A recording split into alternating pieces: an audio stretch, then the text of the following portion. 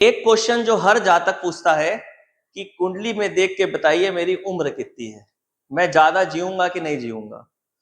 तो ज्योतिष में किसी के उम्र के बारे में बताना अलाउ नहीं है, क्योंकि ये सब ईश्वर के हाथ में है। उसको जितना जिसको रखना है उतना रखता है, कोई बाल भी बांका नहीं कर सकता।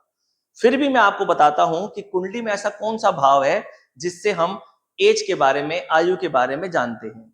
ये कुंडली का 8वां भाव होता है। 8वें भाव के मालिक को अष्टमेश बोलते हैं। तो जब जब किसी भी जातक की कुंडली में अष्टमेश की दशा आती है, मतलब हमको कुंडली में यह देखना होता है कि वो अष्टमेश अच्छी स्थिति में है कि किसी तरीके से पापग्रस्त है या किसी तरीके से पीड़ित है।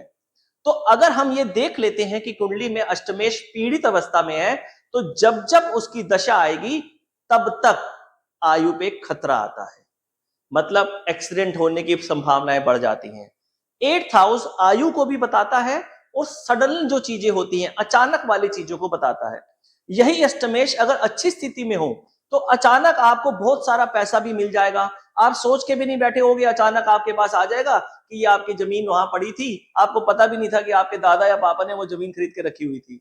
और अगर यही बुरा होता है तो जहां पे आपको पैसा लेना होता है आपका पैसा वहां डूब जाता है। आप सोच भी नहीं सकते कि वो मेरा पैसा मारेगा, और वो आपका पैसा मारता है और आपको कष्ट देता है। और दूसरी बात, आयु के बारे में भी इसी से ही देखा जाता है। तो अगर 8th हाउस पीड़ित होता है तो उसकी दशा में हमेशा कष्ट होता है। इसलिए हम कुंडली में देख के बता देते हैं कि जनवरी, फरवरी, मार्च में आप ट्रैवलिंग मत करिए, क्योंकि आपकी अष्टमेश की दशा आ रही है और अष्टमेश आपकी कुंडली में पीड़ित है।